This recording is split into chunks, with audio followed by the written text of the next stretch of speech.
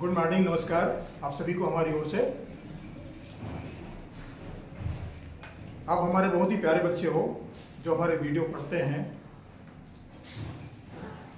हम किसी न किसी ढंग से आपको पहचान लेते हैं कि आप हमारा वीडियो पढ़ रहे हैं, हमें बड़ी खुशी होती है। मैं बता दूं, ये जो प्रश्न ले रहे हैं ये प्रश्न कक्षा 7वीं से ली गई है और ये एक चर वाले रैखिक समीकरण के अध्याय में शामिल है। ये उस अध्याय के प्रश्न को लिया गया है। मैं जो भी विद्यार्थी इस वीडियो को देख रहे हैं, चाहे वो जिस क्षेत्र के विद्यार्थी हो, जहां भी रहते हो, सब्सक्राइब अवश्य कर दीजिएगा, ये आपका सहयोग है। चलिए वीडियो प्रारंभ करते हैं। एक चर वाले रैखिक समीकरण, इसमें जो प्रश्न आते हैं किस तरह हल करते हैं ये हमें अध्ययन करना है। चलिए पढ़ते हैं आगे। एक चर वाले रैखिक समीकरण, हमने प्रश्न लिया है किसी आयत की लंबाई और चौड़ाई का अनुपात 2:3 है।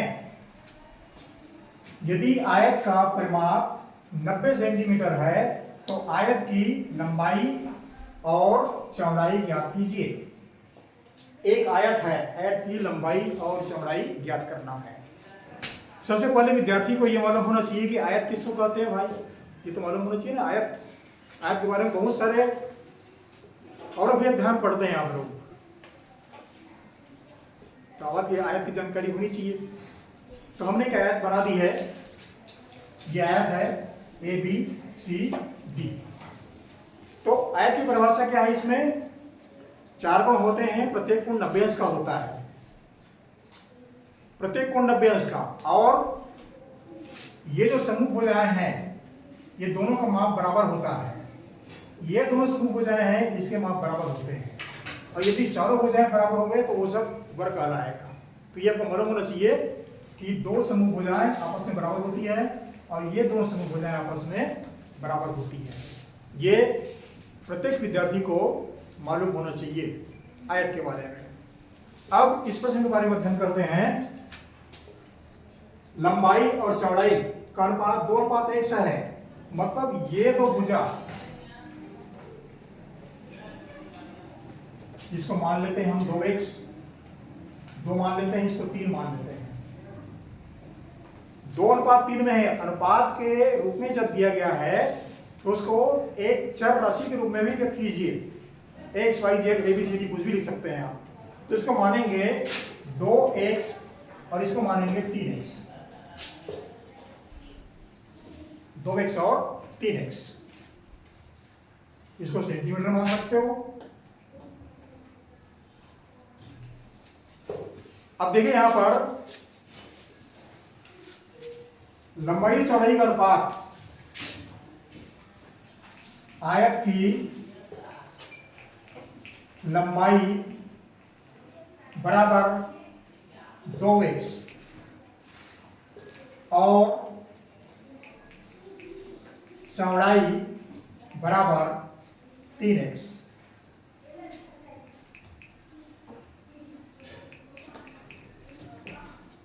ये हमने माना है, माना इसलिए माना है, यहां पर हमने x लिया है चर राशि, इसलिए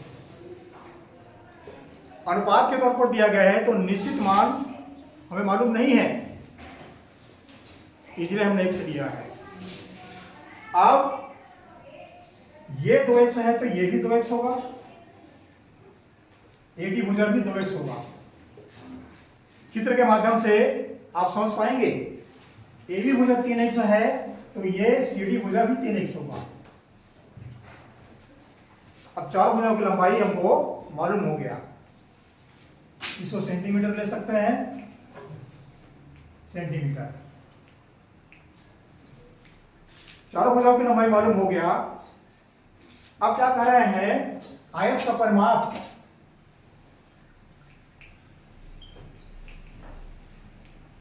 आयत का परिमाप जो है वह 90 सेंटीमीटर है, 90 सेंटीमीटर। अब परिमाप मतलब क्या होता है ये मालूम होना चाहिए। परिमाप माने चारों भुजा का योग, त्रिभुज का परिमाप माने तीनों भुजाओं का योग। पंचभुज का परिमाप माने पांचों भुजाओं का योग। ये सब जितने भुजाएं होती हैं उन सभी भुजाओं का योग वह जो कहलाता है उसका परिमाप। परिमाप माने यहां पर लिख देता हूं मैं, सभी भुजाओं का योग।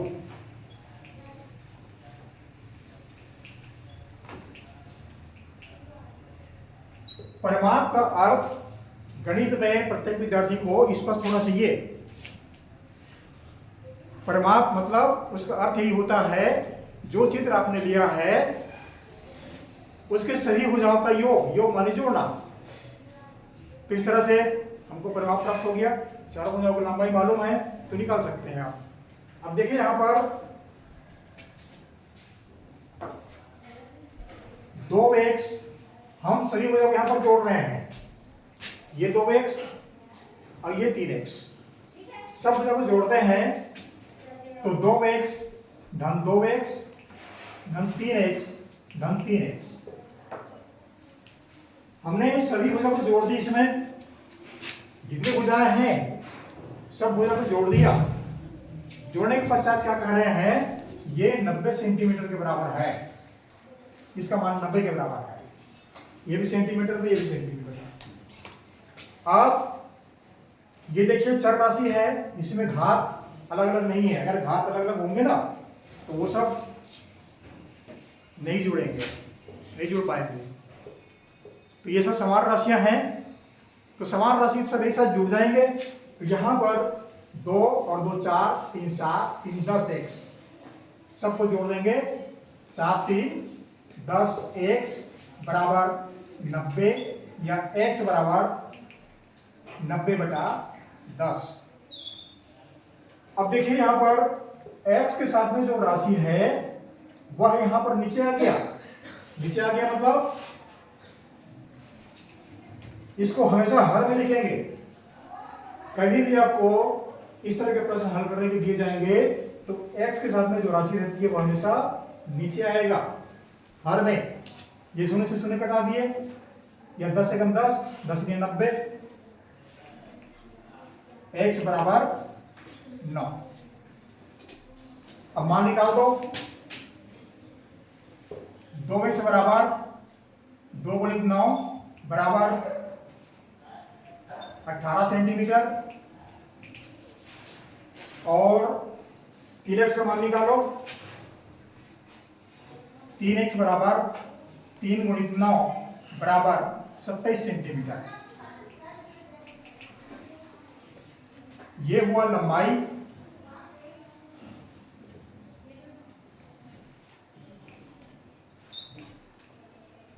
दो एक्स का मान, ये जो 2x है ये इसका मान हुआ और इसको चौड़ाई मान लो।